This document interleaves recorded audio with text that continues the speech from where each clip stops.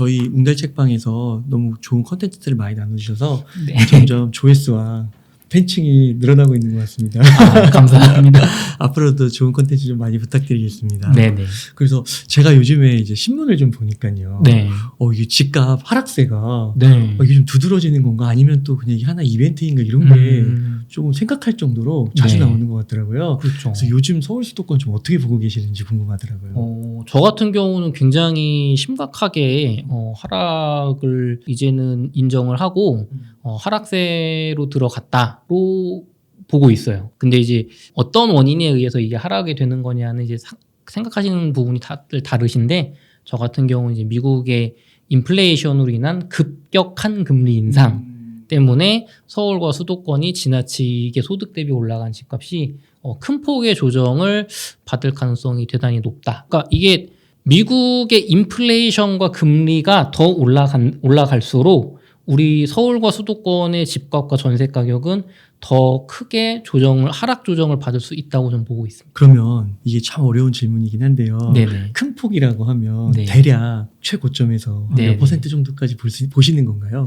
지금 집값 하락의 원인을 저는 이제 금리 인상으로 보고 있는 건데 금리가 요만큼 더 올라갔을 때랑 이만큼 더 올라갔을 때랑 가격 하락폭이 다를 거예요. 근데 이제 어느 정도 제가 요 정도 가격 기준금리를 올리겠구나라고 생각하는 걸로 기준으로 말씀을 드리자면 지금 한 10억 하는 집들이 한 7억대까지 떨어질 수 있지 않을까. 네, 30% 정도. 지금 가격에서 최고점 말고. 지금 가격이면 좀 떨어진 건가요? 그냥 이미 떨어진 가격에서. 여기서 또 30%? 네네. 그래서 2020년 초반의 실거래가 정도까지 떨어질 수 있지 않을까라고 조심스럽게 예상을 해봅니다. 물론 미국의 인플레이션 이슈가 뭐 올해 하반기 정도에 빠르게 해결이 되고 금리 인하가 크게 나온다면 이렇게 떨어질 수는 없을 거예요. 왜냐하면 서울과 수도권 공급 부족이 명백하기 때문에. 그러면 이게 금리 인상 시점이 언제인지 이게 정확하지는 않고 네. 그냥 뉴스로 의하면 내년 초까지는 그래도 계속 인상 기조더라고요. 저는 뭐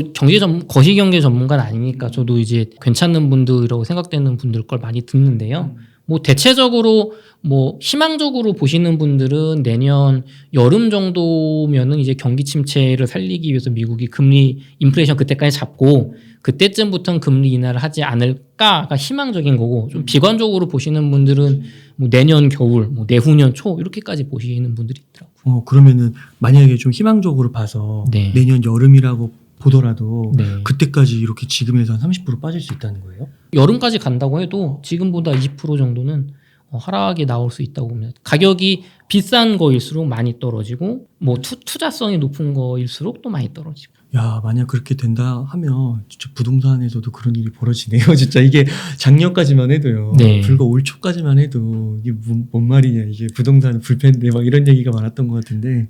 저 같은 경우도 올해 공급 부족을 훨씬 요인을 크게 봐서 그 집값이 소득 대비 굉장히 비싸며도 불구하고 상승을 예상을 했단 말이에요. 저만 해도. 근데 이 지금 인플레이션으로 인한 금리 인상이 수요 공급 논리를 크게 누를 만큼 워낙 급격하게 올랐어요. 이걸 제가 하나 예를 말씀드리면 웅달님 혹시 그 자동차 중에 하이브리드 자동차가 뭔지 개념 아시잖아요. 알죠. 가솔린하고 전기랑 합치면. 네. 저도 지금 차가 소나타 하이브리드거든요.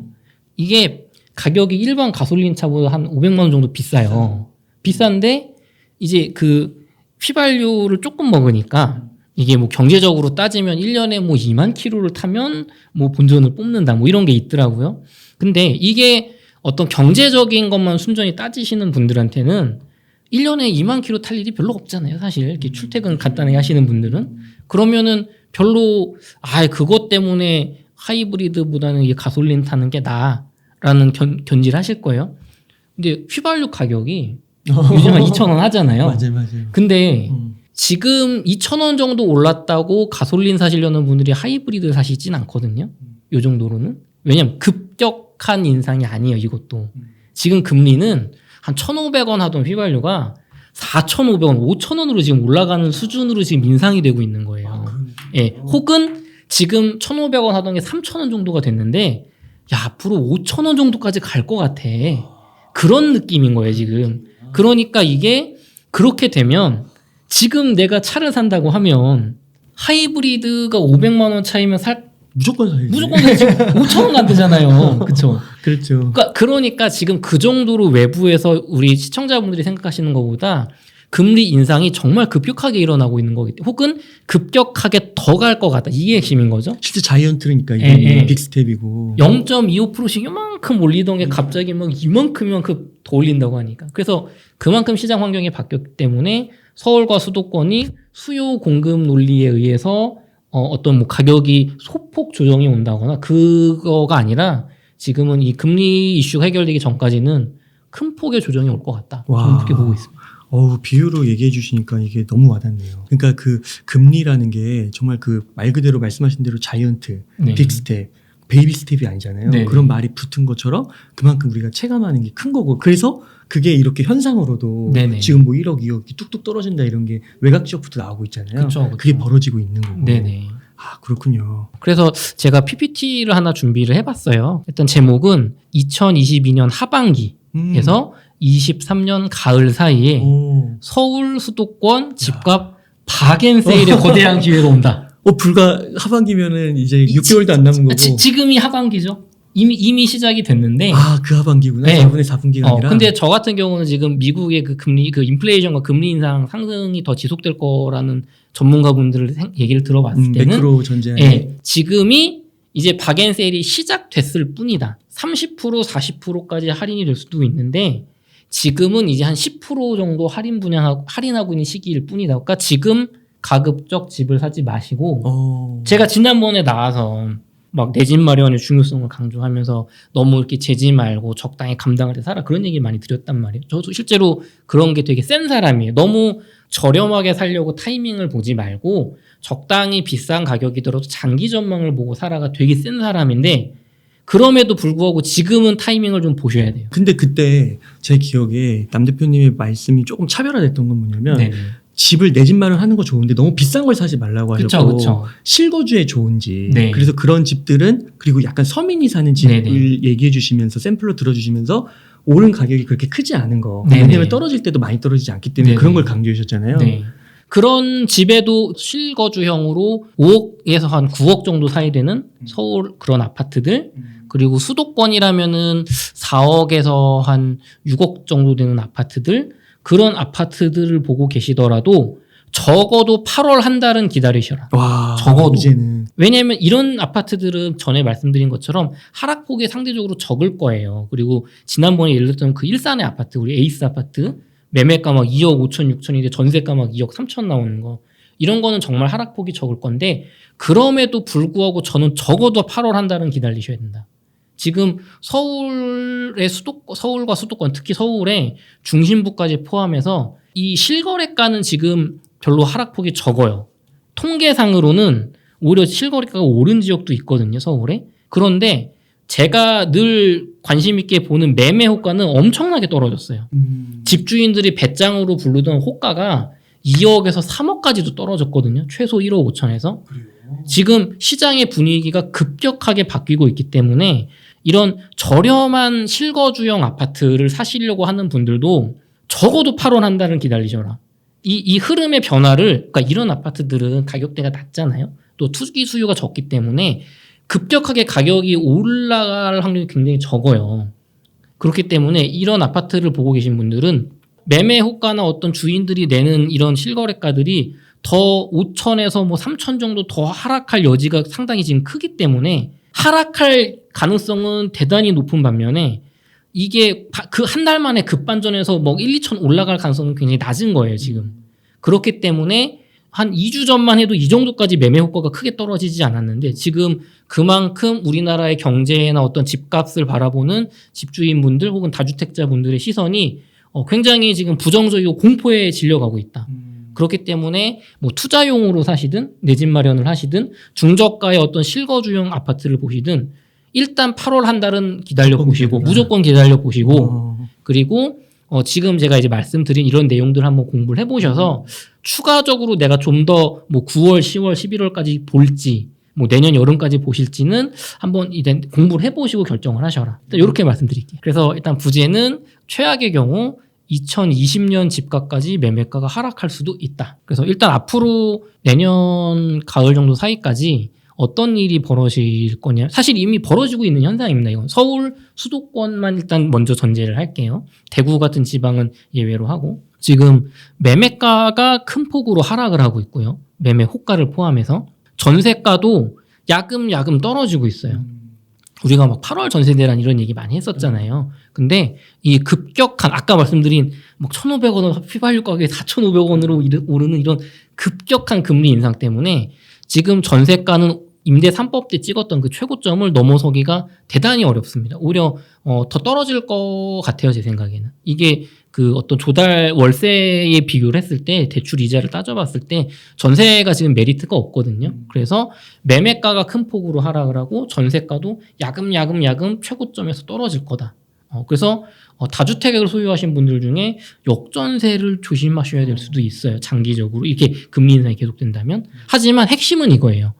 월세가 상승을 하고 있고 앞으로 더 올라갈 겁니다. 그러니까 이게 핵심인 거예요. 매매가가 떨어지고 전세가가 하락을 하는데 월세는 계속 상승할 거예요.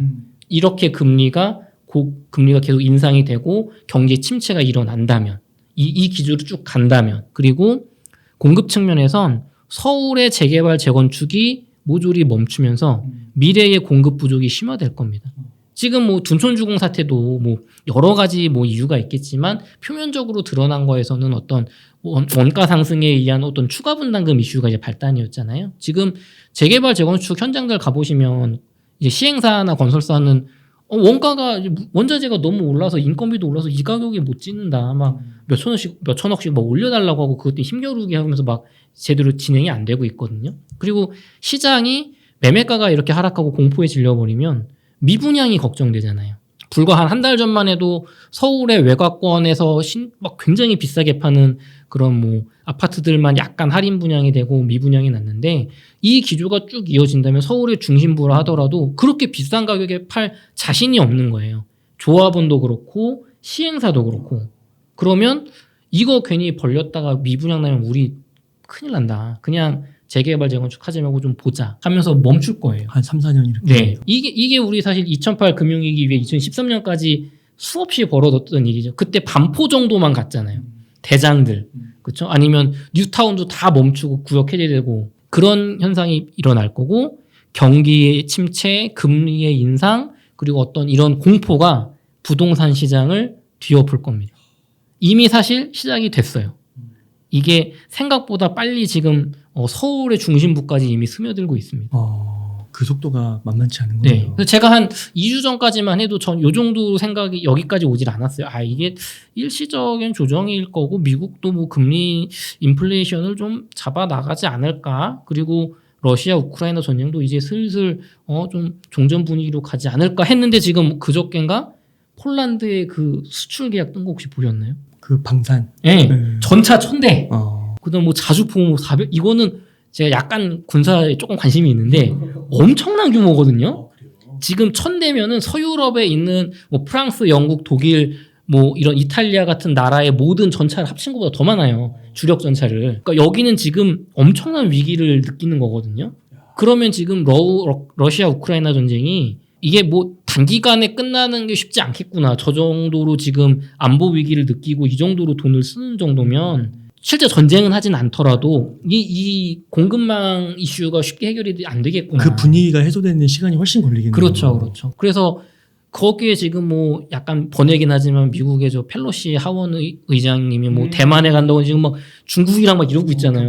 예, 이게 또 더 심해지면 또 이 원자재 가격이 또 이제 이 공급망 이슈가 더 심화가 되는 거예요.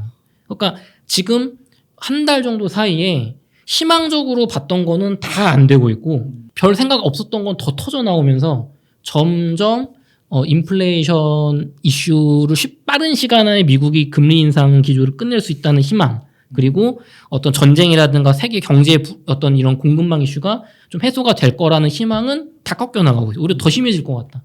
그러니까 적어도 8월 한 달은 무조건 기다리시라는 거예요. 너무 상황이 급격하게 변하고 있기 때문에. 오늘 신문인가 보니까 우리나라 네. 물가지수가 발표가 됐는데 소비자 네. 물가지수도 또 6%대라고 그러더라고요. 네. 그러니까 그게 안 잡힌다고 그러더라고요. 잘. 지금 굉장히 심각해요. 어떤 빵집의 어떤 가격표 같은 거 짤로 인터넷에 도는 거 있는데 뭐 6개월 사이에 지금 가격이 막 5번인가 바뀌었어요. 뭐 200원씩 오르는 게. 그러니까 지금 이게 엄청나게 지금 인플레이션이 발생을 하고 있고 지금 뭐 신흥국들이라고 하죠. 우리나라는 약간 신흥국과 선진국 중간쯤에 있는 건데 조금 우리가 들어봤을 때 조금 이렇게 경제적으로 좀 위태위태했던 나라들은 지금 뭐 제2의 IMF 같은 게 그런 외환위기가 발생할 수 있다고 할 정도로 이 경제위기의 여파가 세계로 퍼져나가고 있거든요. 약한 쪽부터 무너질 건데 어쨌든 수요 공급 논리로 돌아가기에는 지금 외부에서 집값과 전세가를 찍어내리는 게 너무 큰 거예요. 지금 너무 커요. 거기에 심리까지 완전히 죽었어요. 지금 막 공급 부족에 의한 집값 상승을 예상하는 유튜브 채널을 보신 적이 없을 거예요. 최근에. 그렇죠? 그리고 전세 대란 와서 더 올라갈 거다 이런 얘기 들으신 적 없으실 거예요. 다들 떨어진다는 얘기 위험하다 막 그런 얘기가 지금 뒤덮고 있잖아요. 그게 더 심해질 거다. 하지만 월세는 올라갈 겁니다. 그리고 8월에 전세 대란은 없을 거예요. 전세가는 떨어질 거예요. 하지만 주거비 대란이 시작됐습니다. 전세 대란을 점쳤던 많은 분들의 예상은 금리가 급격하게는 오르지 않을 거야가 전제였던 거예요. 그러니까 우리가 석유값이 석유 휘발유 가격이 6개월 뒤에 5,000원이 돼 있을 거라고 생각은 안 하고 살잖아요. 뭐 1,500원 하던 건 뭐 2,000원까지는 가겠지. 뭐 이 정도 보잖아요. 그렇게 되면 하이브리드 안 사는 게 낫겠지. 였던 거예요. 근데 지금 금리가 이렇게 급격하게 올라가면서 전세자금 대출을 받아서 고액 전세를 사시는 것보다 월세가 이득인 상황인 거예요. 세입자분들이. 그러니까 또 종부세 이슈라든가 세금 이슈 때문에 집주인들하고 이게 서로 잘 맞아서 월세로 다 수요가 몰려가고 있습니다. 그래서 월세는 지금 가격이 무섭게 작년 하반기부터 상승을 하고 있어요. 제가 조금 이따 그래프 보여드릴게요. 전세 대란은 없습니다. 하지만 월세 대란, 주거비 대란이 이미 시작이 됐고 우리는 이거를 잘 못 느끼고 있어요. 왜냐하면 매매가랑 전세가 떨어지는 게 너무 이게 가파르기 때문에 시선이 다 일루가 있단 말이에요. 하지만 지금 월세는 무섭게 올라가고 있고 앞으로 더 오를 겁니다. 그래서 매매가의 하락과 전세가의 하락에만 우리들이 집중을 할 거예요. 하지만 계속해서 올라가는 이 월세의 상승, 그 다음에 아까 말씀드린 미래 신규 공급량의 감소는 인플레이션과 금리 인상 이슈가 해결된 뒤에 언제 해결되지는 잘 모르겠어요. 뭐 내년 여름을 보시는 분도 계시고 더 이유를 보시는 분도 계시고 하지만 해결이 되면 집값 폭등을 일으킬 폭탄의 씨앗입니다. 제가 이거에 대한 어떤 논리적인 이유를 설명을 드리고 싶은데 시간이 너무 오래 걸려요. 이거는 저희 1시간 정도 내외하는 녹화에서 할 수 있는 게 아니니까 요거는 제가 제 유튜브 채널이나 혹은 오프라인 그 북 콘서트형 강연을 준비를 하고 있어요. 이거 한 3시간 하려고. 한 3시간짜리 얘기예요, 이거는. 그래서 어쨌든 요렇게 저는 진행이 될 거라고 지금 가능성이 대단히 높아졌다. 전에는 될 수도 있지만 요렇게 될 가능성은 한 30% 정도고 한 70% 정도는 일시적인 조정으로 다시 뭐 최소한 가격 하락이 멈출 거요를 봤다면 지금은 이렇게 큰 폭의 하락이 한 70-80% 이상을 저는 보고 있는 거예요. 그래서 수치적인 걸 좀 보여드릴게요. 요게 KB 아파트 매매 지수예요. 2015년부터 제가 뭐 서울을 비롯한 주로 5대 광역시를 뽑아온 건데 보시면 우리가 2015년부터 뭐 20년까지 집값 되게 많이 올랐었잖아요. 근데 요 그래프 기울기가 전반적으로 보시면은 그렇게 생각보다 막 이렇게 올라가는 건 아니잖아요. 이 KB 매매 지수에서 여기가 이제 한 구간이 20이에요, 숫자가. 20이 오르는 거 엄청나게 오르는 거예요, 그러니까. 그러니까 2020년까지니까 거의 5년 안에 20이 오른 거네요. 네. 그러니까 20이 5년 동안 올랐을 때 우리는 되게 많이 올랐다고 느꼈죠. 그러니까 이 1, 2, 3 이게 오르는 게 되게 많이 오르는 거다, 현실적으로는. 그래서 여기서 핵심은 뭐냐면 임대 3법 쇼크입니다. 2020년 8월에 임대차 3법, 계약갱신 청구권 뭐 이런 거 들어왔잖아요. 그때 여러분이 느낄 때 매매가, 전세가 뭐 폭등했다고 느끼시잖아요.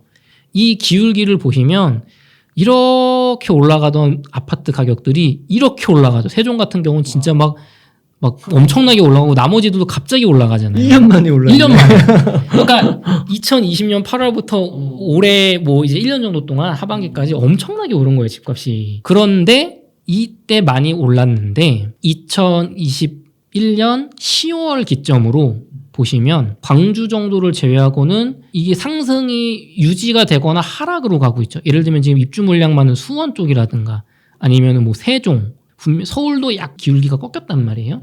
이렇게 올라가던 집값이 유지가 되거나 실거래가 기준으로 혹은 떨어지고 있다. 요즘 우리가 느끼는 체감이랑 비슷하죠 지금. 다음은 전세 지수예요. 전세도 2018년 특히 19년에 서울의 입주 물량이 많았기 때문에 전세는 19년에 서울 같은 경우는 오히려 약간 떨어졌어요. 그러니까 전세가가 우리 최근 몇 년 동안 전세가 막 폭등한다 이런 느낌은 그렇게 20년까지는 별로 없었던 거예요. 그러다가 임대 3법이 발의가 되면서 전세가가 이렇게 폭등을 하게 됩니다. 세종은 막 5년 동안 전세가가 그대로였다가 1년 사이에 20이 오른 거예요. 와, 20도 더 올랐네요. 20도 더 올랐죠. 한 23, 4가 올랐죠. 그러니까 그리고 서울 같은 경우 경기도권도 이제 폭등을 했잖아요. 이렇게. 그러니까 우리가 전세가 갑자기 1년 사이에 뭐 4억 하던 게 6억, 7억 됐어요가 지금 요 구간이란 말이에요. 막 2배가 됐다는 게 임대 3법 쇼크 기간. 그러다가 작년 10월 기점으로 지금 세종 전세값 떨어지는 거 보이시죠? 입주 물량 터진 대구 떨어지는 거 보이시죠? 지금 대구에 계신 분들은 전세가가 엄청나게 떨어지시는 걸 느낄 거예요. 그런데 수치상으로는 요 정도 떨어졌다, 요 정도. 보시는 그래프에서 이게 상승으로 조금씩 가느냐, 하락으로 조금씩 가느냐, 생각보다 되게 가격이 세게 되고 있는 거예요. 그래서 서울 같은 경우는 지금 미세하게 오르고 있다. 하지만 호가는 확연하게 꺾였기 때문에 이 그래프는 몇 달 뒤에는 하락으로 돌아갈 거예요. 이제 월세를 보여드릴게요. 지금 매매나 전세는 우리가 느끼는 거랑 일치하죠. 집값 요즘 잘 안 오르고 떨어지는 것 같아. 전세도 약해진 것 같아. 월세를 보여드릴게요. 와. 월세가요. 5년 동안 변화가 없다가 임대 3법으로 인해서 월세가도 이렇게 폭등을 했거든요. 서울, 인천, 경기, 수도권. 그런데 2021년 10월 기점으로 지금 전세나 매매가는 다 꺾이거나 유지가 되고 있잖아요. 지금 월세는 어떤가요, 옹달님? 엄청나게 오르고 있어요, 지금. 네. 이게 중요한 거예요, 이게. 월세가 엄청나게 지금 오르면서 여러분이 전세로 사시든 매매로 주택담보대출 이자를 내시든 월세를 사시든 주거비라는 게 나가는데 은행 이자가 전세대출 이자가 올라서 월세로 간다라고 쉽게 보실 게 아닌 게 지금 월세가 무섭게 올라가고 있습니다. 여러분의 주거비가 굉장히 빠르게 늘고 있어요. 전세대란은 없지만 월세대란이 이미 왔다. 그래서 전세를 택하자니 전세대출 이자가 더 비싸다. 선택이 없어요. 지금 이 돈을 낼 수밖에 없는 거예요. 월세 너무 아까운데. 아깝죠. 그래서 이게 KB 서울 아파트 전세지수예요. 서울만 제가 뽑아봤어요. 2016년부터 전세가가 뭐 한 75 정도에서 한 5 정도 올랐나요? 5년 동안 거의 안 오르다가 임대 3법 쇼크 기간에 이만큼 올랐잖아요. 이게 지금 우리가 막 전세 올라서 못 살겠다 그 정도 오른 건데 그 이후로는 거의 오르지 않고 있죠. 월세는 이렇습니다. 임대 3법 때 오른 월세가 6.7이에요. 수치가. 지금 5.1이 오르고 계속 오르고 있어요. 그 정도로 월세가 많이 오르고 있다는 거예요. 그러면은 지금 이제 얘기나 어떤 수치는 많이 보셨으니까 진짜 서울의 매매가, 전세가, 월세가 어떻게 변하고 있나. 옥수동. 여기 옥수동입니다. 성동구 옥수동. 되게 좋은 곳이죠. 한강변이고. 여기 뭐 아주 핫한 곳이에요. 되게 살기 좋은 곳인데 옥수역 바로 앞에 있거든요. 초역세권이거든요. 규모도 크고 굉장히 살기 좋은 곳입니다. 매매가를 보면 매매가 최고 고점이 17억 8천이었어요. 21년 8월. 그러니까 우리가 느끼는 체감이랑 비슷해요. 이게 다 지금 매매가나 전세가는. 17억 8천이었는데 실거래가는 16억을 찍었고요. 1억 8천이 빠졌죠.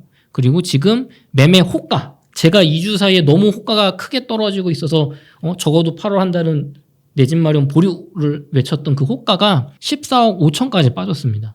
물론 이 집은 2층이기 때문에 그런 게 있지만 층수가 좋은 것도 지금 15억으로 매매 호가가 나오고 있거든요. 예, 그러니까 지금 실거래가보다 매매 호가가 더 크게 떨어지고 있다. 서울에. 성동구, 옥수동 같은 중심부조차. 지금 이 역세권이라는 거잖아요. 초역세권이. 초역세권. 5분이면 갑니다. 다리 하나 건너면 여기 압구정동이에요. 그런데 이런 중심부조차 실거래뿐만 아니라 매매 호가가 크게 하락하고 있다. 전세가 같은 경우도 최고 고점이 9억 5천이었어요.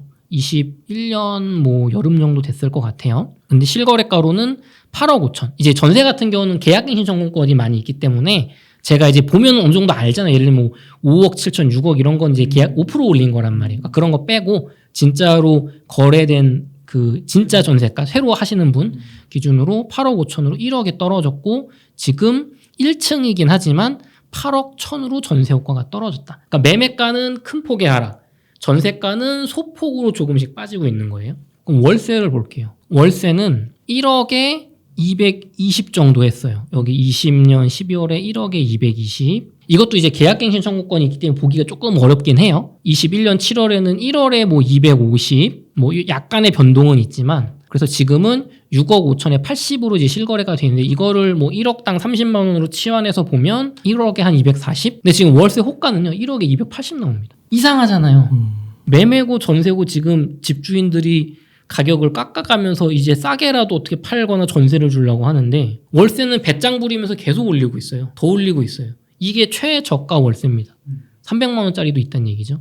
그러면 여기는 뭐 너무 비싼 아파트니까 조금 많이 올랐으니까 뭐 그런 건가? 혹은 뭐 입지가 좋으니까, 출퇴근 좋으니까 월세 살려는 수요가 는 건가 생각하실 수 있잖아요. 노원구 중계동입니다. 우리 동북권에 있는 노원구 중계동, 은행 사거리라고 동북선 지하철 공사하는 곳이 있는데, 이쪽에 중계 주공 5단지 2,300세대거든요. 여기도 학군 좋은데. 학군 좋죠. 은행 사거리 쪽 완전 좋죠. 이쪽이 굉장히 좋은 곳이거든요. 전용 8사 기준으로 여기는 가격 하락폭이 되게 적은 쪽에 속해요. 제가 봤을 때. 실거래가가 13억인데 12억 8천으로 2천만 원밖에 하락을 안 했어요. 하지만 호가는 12억. 하지만 하락 추세입니다. 호가도. 전세가는 8억에서 7억으로 1억에 떨어졌고, 전세 호가도 7억 정도로 나오고 있어요. 매매가도 전세도 어쨌든 조금씩은 하락을 했죠. 반면에 월세는 KB 시세, KB에서 여기 적정 월세가 1억에 120에서 130으로 나와요. KB 시세, 월세 시세가 지금 못 따라가고 있어요. 상승폭을. 1억에 120, 130이 나오는데, 실거래가는 3억에 90으로 2021년 5월에 나왔죠. 3억에 90. 그러다가 지금은 6월에 2억에 150. 이게 1억에 빠질 때 30만 원 정도를 월세 올리면 되니까 2억에 120 정도가 요 3억에 90이거든요. 30만 원이 더 오른 거예요. 그리고 지금은 6억에 70이 나오고 있습니다. 이거를 5억을 하면은 150이니까 1억에 뭐 220 정도 되는 거예요. 근데 220은 너무 세니까 1억에 한 200 정도 느낌인 거예요. 그리고 3억에 90이 됐었잖아요. 그런데 작년 12월에 3억에 125. 올해 5월에 4억에 90. 그러니까 지금 엄청나게 월세가 빠르게 오르고 있는 거예요. 그러면 제가 지난주에 나와서 대구는 다르다. 서울과 수도권은 말씀드린 논리가 급격한 금리 인상에 의해서 외부적인 변수에 의해서 가격의 수요 공급을 논리로 봤을 때 공급이 부족해서 오르거나 적어도 유지되는데 눌리는 거라고 했죠. 강제로. 반면에 대구는 지난번에 제가 말씀드릴 때 공급 물량이 앞으로 3, 4년 동안 너무 많기 때문에 사지 말고 계속 시간을 기다리셔라. 2, 3년 이상 말씀드렸잖아요. 대구는 패턴이 다릅니다. 달서구예요. 진천역, 여기도 역세권이거든요. 진천역 역세권 1600세대 2013년. 그래도 조금 연식이 괜찮잖아요. 아파트인데 매매가가 6억 3천 정도 나오던 게 실거래가로 4억 3천 5백 25층이에요. 이것도. 지금 매매 호가는 4억이 나오고 있습니다. 많이 떨어졌죠. 전세가는 5억 실거래가로 찍었던 게 2억 7천. 굉장히 많이 떨어졌죠. 엄청 떨어지네요. 서울은 매매가 하락 혹은 매매 호가 하락폭이 더 컸죠. 그러니까 서울은 매매가는 굉장히 큰 폭의 하락이라면 전세가는 조금씩 하락이었죠. 대구는 매매가도 물론 하락폭이 크지만 전세가가 굉장히 하락폭이 크잖아요. 야, 전세 거의 반 빠졌네요. 전세가 이렇게 빠지는구나. 이게 포인트 다른 거예요. 지금 현상이. 그럼 월세는 어떨까? 서울이나 경기도 월세 많이 오른다면서요. 대구 같은 경우는 3천에 140을 실거래를 찍었어요. 과거에 찍었어요. 한창 비쌀 때. 여기도 있네요. 3천에 130, 3천에 135, 떨어졌어. 월세가. 3천에 140.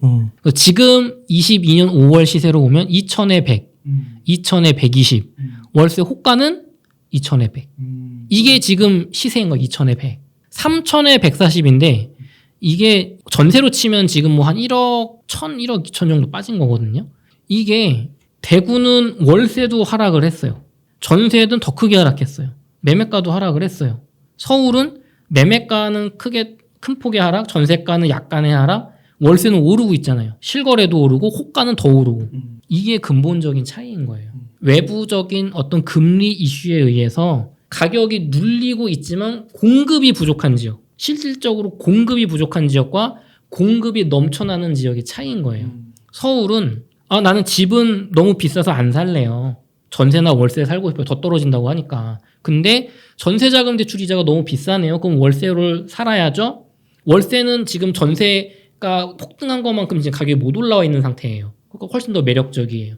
반면에 대구는 그러면 저는 월세를 살게요 할 때 집주인들이 월세를 올리려고 하잖아요. 그러면 저기 빈집도 있는데 미분양 났는데 월세 막 제발 와주세요. 전세 제발 와주세요 하고 있는데 그러니까 공급이 넘쳐나기 때문에 집주인들이 월세를 올릴 수가 없는 겁니다. 매매도 못 올리고 전세도 못 올리고 월세도 못 올려요. 대구는. 공급량이 앞으로 더 많기 때문에. 반면에 서울은 공급이 부족한 상태이기 때문에 앞으로도 부족한 상태이기 때문에 매매, 전세, 월세 셋 중 하나는 집주인한테 주도권이 있는 거예요. 그래서 지금 여러분들이 단순히 뭐 매매가가 떨어진다, 전세가가 뭐 떨어지고 있다만 보고 좋아하실 게 아니라 지금 월세가 미래의 서울 집값, 서울 수도권 집값 상승을 일으킬 핵폭탄을 제조하고 있는 겁니다. 그러니까 여러분이 공부를 진짜 열심히 하셔야 돼요. 8월까지는 내 집 마련 중단하시고 지금 이 시기를 정말 공부를 열심히 하셔야 됩니다. 그래서 제가 용달책방을 보시는 무주택자분들, 1주택자분들, 다주택자분들을 위한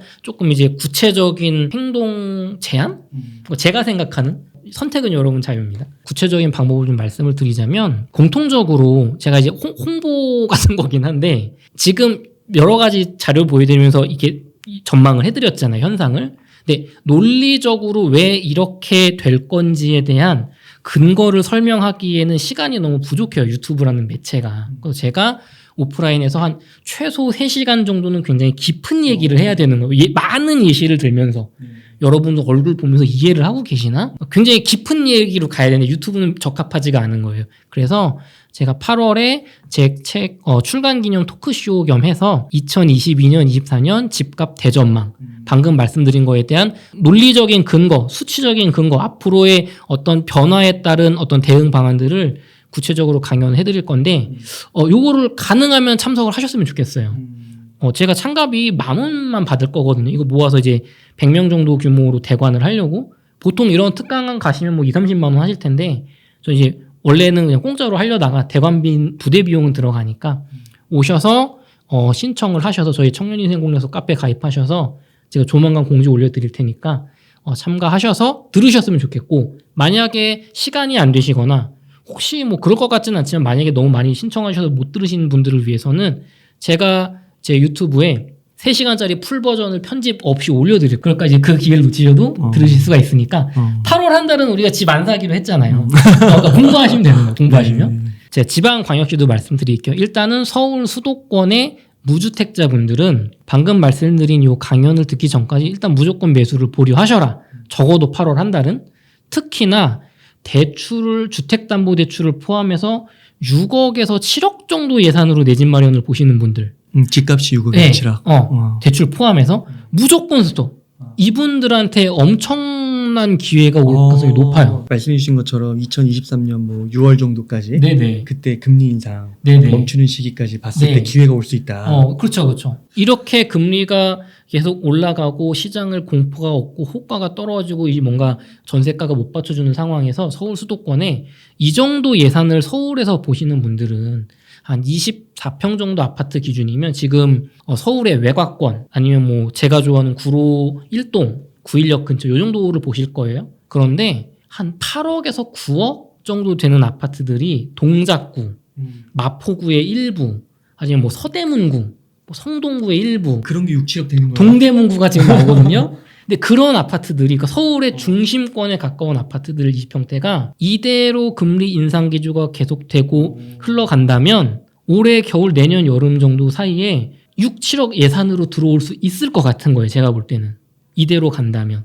금리 인상 기조가 계속 간다면. 그러니까 우리가 2, 3억짜리 디딤돌 대출 받아서 내 집 마련 생각하시는 3억 이하 주택은 디딤돌 대출의 금리가 워낙 고정금리로 저렴하기 때문에 금리 인상되는 것보다 이 금리 저렴하게 내가 2, 3억짜리가 빠지면 뭐 얼마나 빠지겠어요. 그렇죠?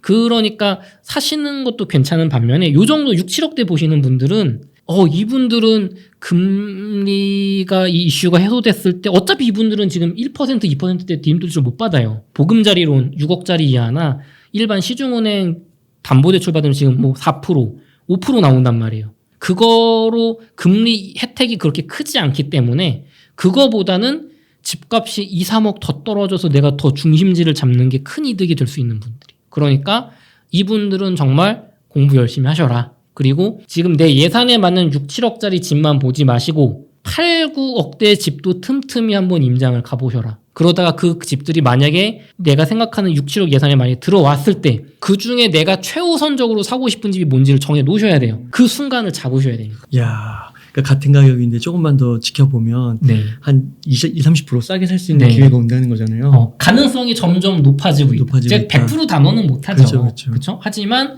그렇게 흘러갈 가능성이 점점점 높아지고 있다. 그럴 것 같아요. 지금 6-7억 정도로 사실 생각이 있는데 네. 8월에 사시려고 했어요. 네. 그럼 지금 남 대표님 말씀 듣고 미루는 게 좋은 것 같은 게 네. 오를 것 같지는 않아요. 그치? 이 친구들이 크게 오를 여지보다는 어차피 그쵸? 6-7억으로 살 건데 네. 그냥 조금만 기다려 보거나 해도 네. 6-7억일 것 같아요. 네. 안 떨어지더라도. 그리고 지금 서울의 아파트 가격의 전세가나 매매가가 일괄적으로 다 떨어지고 있는 게 아니에요. 호가를 포함해서. 지역에 따라 뭐 재건축 이슈가 있다거나 어떤 호재가 있다거나 어떤 그런 지역에 따라 연식에 따라 뭔가 내세울 게 있는 지역이나 아파트들은 하락폭이 훨씬 적거나 거의 안 빠지는 데도 있습니다. 호가가. 그러니까 우리는 이건 일시적인 조정일 뿐이고 우리는 뭐 여기 지하철역이 생기니까 우리는 새 아파트니까 우리는 뭐 학군이 좋으니까 그런 이유로 떨어지지 않는 곳이 있는 반면에 우리는 원래 그렇게 비쌌던 데가 아닌데 너무 올라서 이제 이거라도 받자 하는 분위기가 있고 구축이라거나 뭔가 호재가 깨졌다거나 재개발 재건축이 깨지고 있다거나 그런 지역들은 하락폭이 크거든요. 지금 서울의 집값 전세가의 서열이 뒤섞이고 있어요. 혼란의 시기라는 거예요. 그러면은 설령 뭐 한 8월 정도까지 기다렸을 때 지금 여러분이 생각하셨던 아파트들이 별로 떨어지지 않더라도 그거에 준하는 지역의 아파트들 조금 비슷한 지역은 떨어지거나 이 가격대가 들어올 수 있기 때문에 선택폭이 더 넓어지실 거예요. 6-7억으로 보셔도 가격이 크게 하락하지 않아도 내가 6-7억으로 살 수 있는 지역이 지금보다는 넓어지실 겁니다. 다른 어떤 지역은 하락을 할 거기 때문에 그러니까 일단은 지켜보셔라.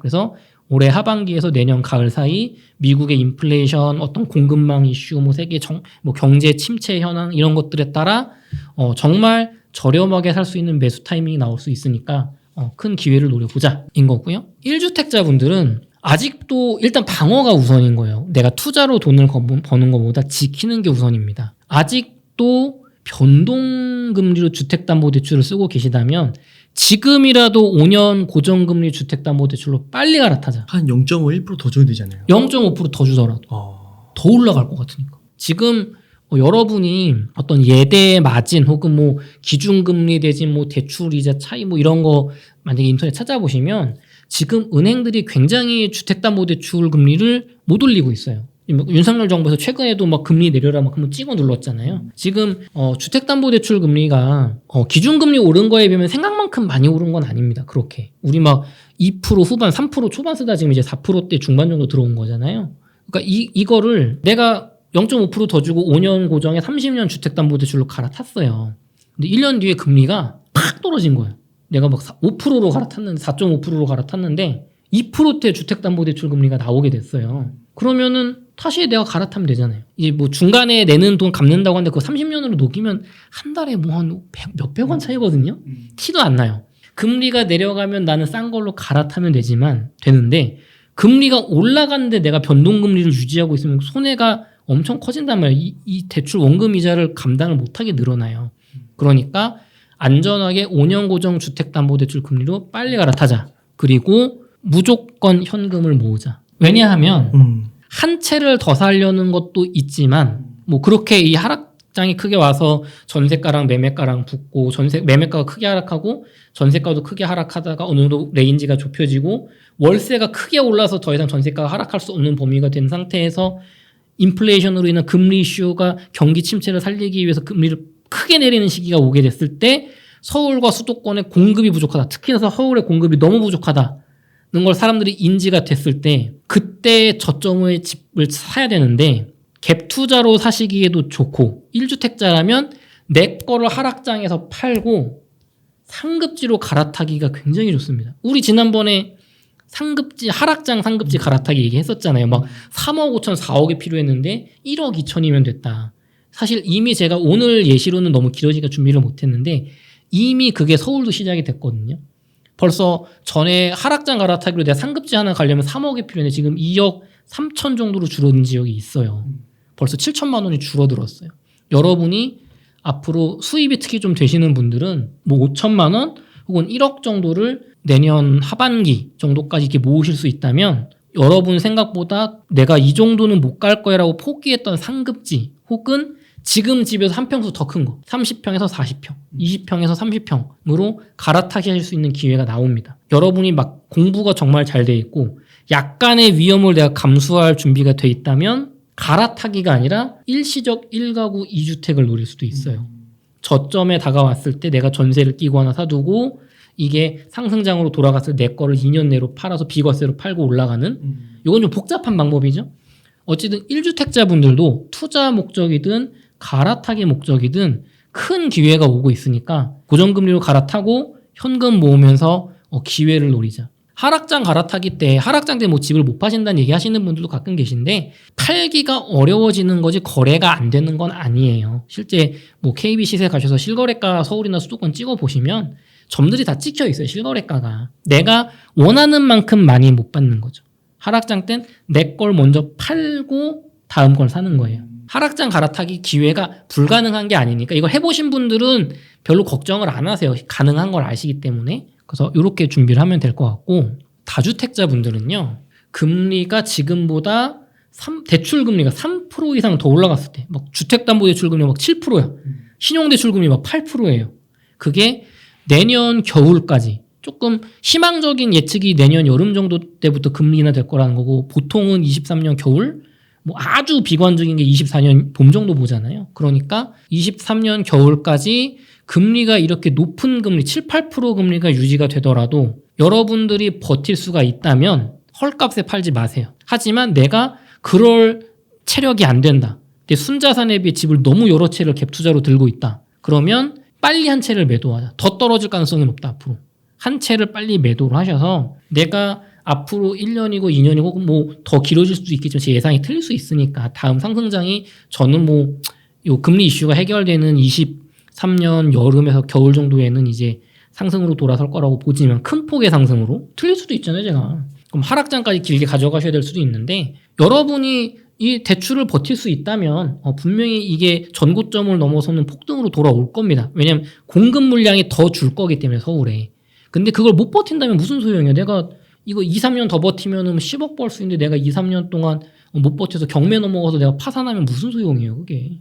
그러니까 채수를 한 채 줄여서라도 자금을 같이 갖추시면 좋겠다. 그리고 이 금리 인상 기조가 계속 장기화되면 전세로 갭 투자 많이 하신 분들 전세 만기 돌아오실 때 전세금 역전세로 몇 천씩 돌려주셔야 되는 거를 염려를 진짜로 하셔야 돼요. 그러니까 이게 월세가 올라간다는 거는 전세 계약이 어떻게 보면 전세가가 떨어진다는 거는 전세에 대한 수요가 준다는 거니까 갭 투자하시는 분들도 위험할 수 있을 것 같은데요. 그렇죠. 왜냐하면 지금 전세자금 대출 이자를 받아서 전세금을 올려주는 것보다 월세나 반전세로 갈아타는 게 세입자분들한테 이득인 거예요. 그럼 보증금을 확 줄 때 내가 돌려줄 수가 없잖아요. 그리고 그러면 내가 그 보증금 그대로 맞추고 싶은데 시장에서 세입자분들은 내가 그 5억 주고 전세 사느니 뭐 2억에 몇십만 원 이게 더 이득이니까.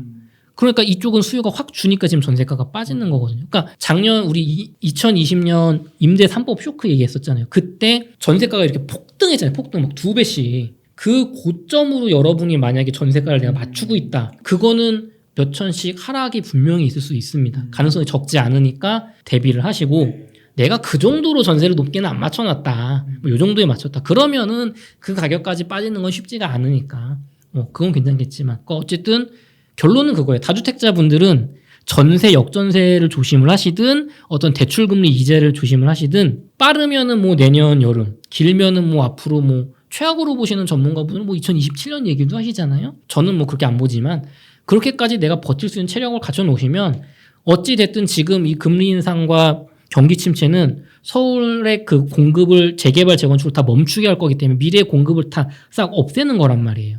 3기 신도시만으로 감당이 안 될 정도로 공급을 싹 말릴 겁니다. 이 심해지면 심해질수록 분명히 크게 오르는 시기가 오니까 다주택자분들은 홀딩하시자. 단 내가 버틸 수 있는 범위 내에서. 그리고 지방에 이제 사시는 분들은 지방 광역시 중심으로 입주 물량이 3년 동안 앞으로 적다. 이거 아실이라는 어플리케이션을 들어가시면 지역별 입주 물량을 여러분이 보실 수 있어요.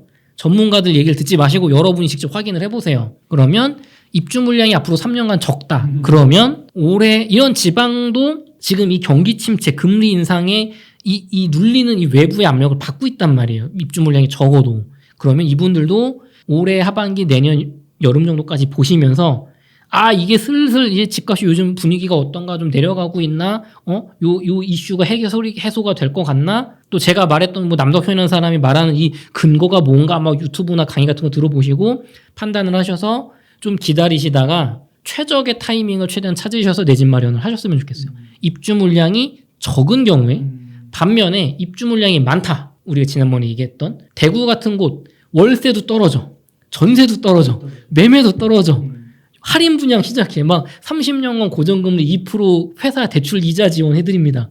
현수막에 붙어 있어. 이런 분들은 절대로 조급하게 내 집 마련을 하지 마시고 2년이고 3년이고 충분히 기다리셨다가 이 외부의 지금 인플레이션 이슈도 해결이 되고 내가 사는 지역에 미분양도 줄어들고 앞으로 그 신규 분양 물량이 줄어드는 게 확인이 됐을 때 그때 여러분이 오래된 아파트 말고 최고 입지 좋은 곳 대구라면 수성구 범어사거리 근처 가셔서 여기에 새로 생긴 아파트들 중에 미분양 나서 내가 청약통장이 없다가도 오늘 만들어서 그냥 계약금만 넣으면 제발 좀 사주세요. 50% 할인 분양해드립니다. 하는 걸 사시면 됩니다. 그렇게 일단 정리를 해볼게요. 이렇게 준비를 하시면 여러분들 좋은 요 기회 잡으실 수 있을 것 같아요. 예, 대표님 이게 다 듣고 나니까 되게 단기적인 시각 그리고 네. 중기적인 시각, 장기적인 시각까지도 잘 나타나 있는 것 같고 네. 그 다음에 이제 또 중기나 장기는 또 이제 그때 또 변수가 있을 거니까. 그렇죠. 근데 그래도 그럼에도 불구하고 이렇게 전체적으로 한번 그려주시니까 너무 도움이 되는 것 같고 네.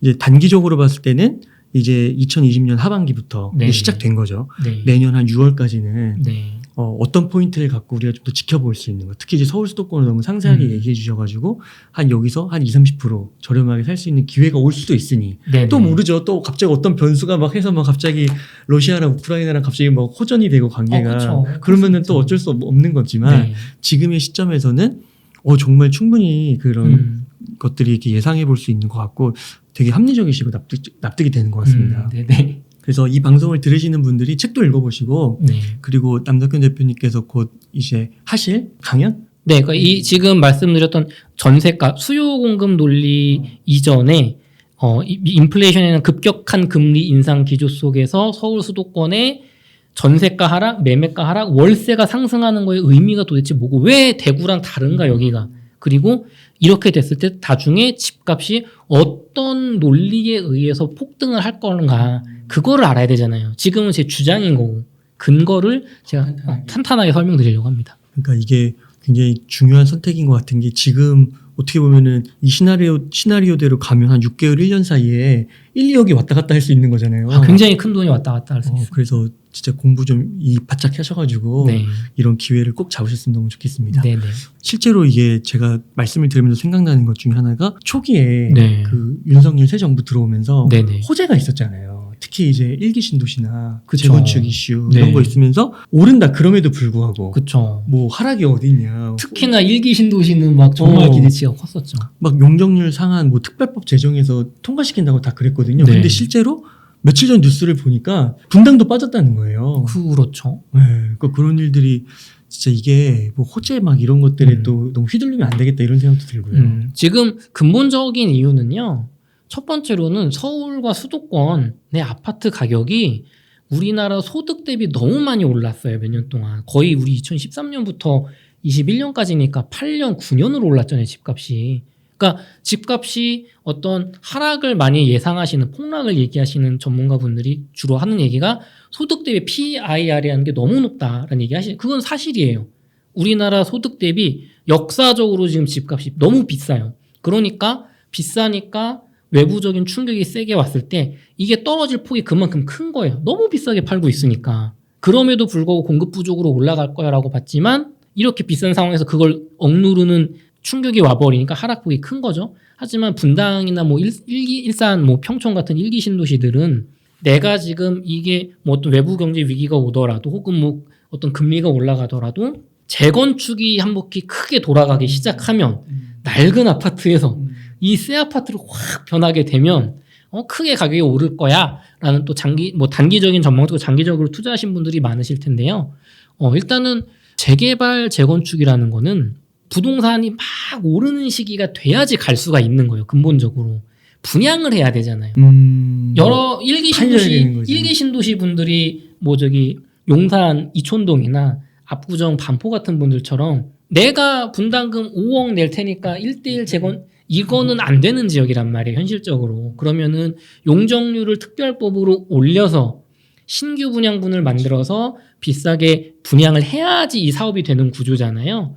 그런데 경기 침체가 오고 집값 떨어진다 그러고 공포가 덮치면 이게 잘 될 수가 없잖아요. 그러니까 이런 기대치가 서서히 꺾여 나가고 분당이나 어떤 이런 일기 신도시 입지 좋은 지역도 그동안 워낙 많이 올랐기 때문에 지금 조정을 받는 건 당연한 거예요. 그래서 조정이 앞으로 더 이어질 수 있지만 일기 신도시는 입지가 굉장히 좋은 지역들이 우리나라가 버릴 수 있는 지역이 아니에요. 그래서 시간의 문제이지 단지 이게 뭐 5년 내로 재건축이 될 겁니다. 저는 그렇게 보지는 않아요. 이번 윤석열 정부 기간에 일기 신도시 특별법을 만약에 통과만 시켜도 참 잘하는 거다. 5년 동안.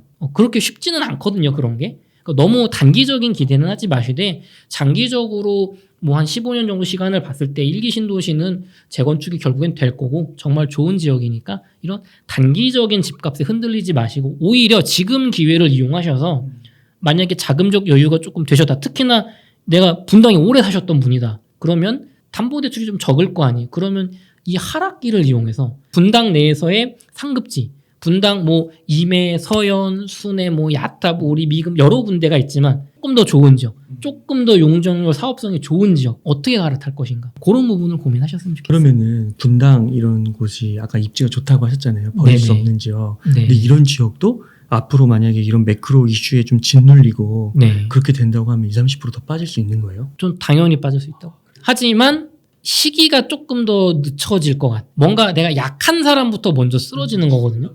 내가 호가를 난 이걸 유지하고 세게 부를래. 내가 뭔가 믿는 구석이 있어야 되잖아요. 일기 신도시는 일기 신도시 재건축 이슈가 있고 뭐 GTX 같은 이슈들이 있잖아요. 그러니까 최대한 버티겠죠. 하지만 이게 시간이 길어진다면 금리 인상폭이 더 커진다면 세계의 어떤 공급망 경제 전쟁이라든가 이런 이슈들이 점점 심각해진다면 그때는 일기 신도시 분당도 호가를 낮추고 하락의 폭이 커질 겁니다. 진짜 이 부동산 시장이 격변의 시기인 것 같아요. 불과 네. 몇 달 전 방송만 할 때도 일기 신도시는 그래도 이슈가 있어서 네. 너무 좋고 뭐 판교 옆에 4차 산업혁명 시대에 그 판교 옆에 바로 붙어있는 동네인데 네. 이게 과연 떨어지겠냐 막 이런 것부터 시작해서 네. 끄떡 없다 이런 것들 정말 많았는데 그렇죠. 어떻게 이렇게 격변을 하는지 참.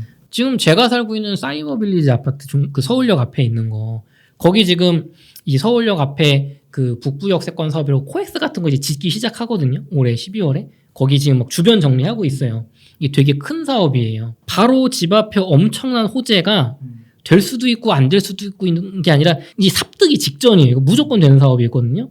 그리고 GTX-A가 뭐 24년에 서울역에도 생기잖아요. 확정 호재가 두 개가 큰 게 있는데 지금 제가 사는 아파트 24평 전용 5구 기준으로 호가가 한 3개월 전만 해도 14억을 불렀어요. 호가가 실거래가는 13억 3천까지 찍었고 한 달 전인가 13억 5천 정도로 내려갔어요. 그러다가 지금은 12억 9천 불르고 있거든요. 진짜요? 확정된 그 큰 호재 두 개가 네, 있는데도.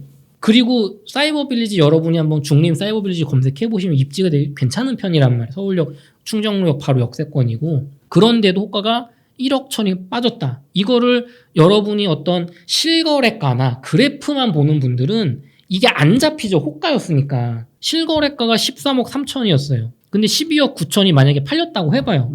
4천밖에 안 빠졌네? 로 받아들이는 거예요.